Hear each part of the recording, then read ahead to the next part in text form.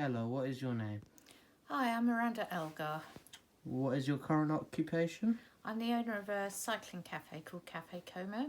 Can you tell me what you do and why you have an interest in a cycling navigation system?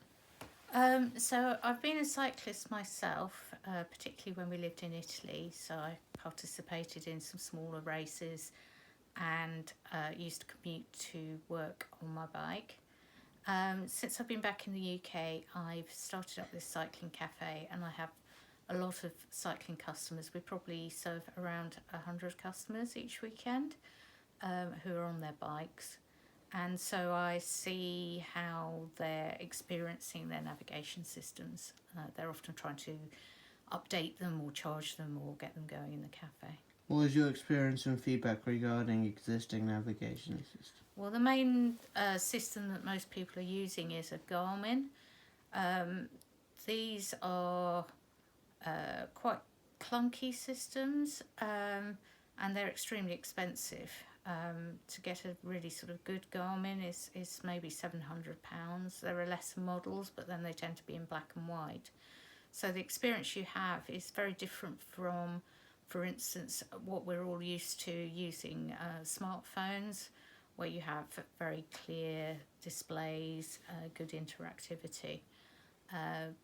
As I said, they also seem to run out of battery quite regularly, and people also quite often say that they become lost. What do you think might be the key requirements? So I think you want something that's very easy to load with a route, because I think the existing systems, you have to generally plug them into a laptop, which again is something that's quite sort of time consuming and clunky in a way. I think it would be good to have a very clear display. I think, as I said, the existing system doesn't really have what you'd want in terms of a sort of bright colour display.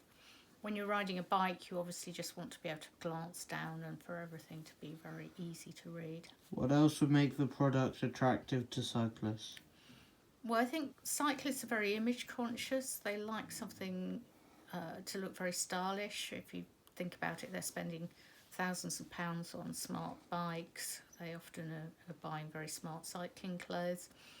So I think if you could design a product that was much sleeker than the existing Garmin, perhaps which had a sort of nifty way that you attached it to the bike, that you could maybe wear on your arm or your wrist afterwards.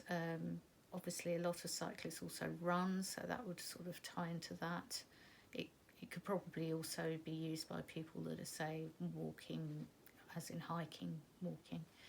And I think the other thing is it needs to be light and it needs to have a very good battery life.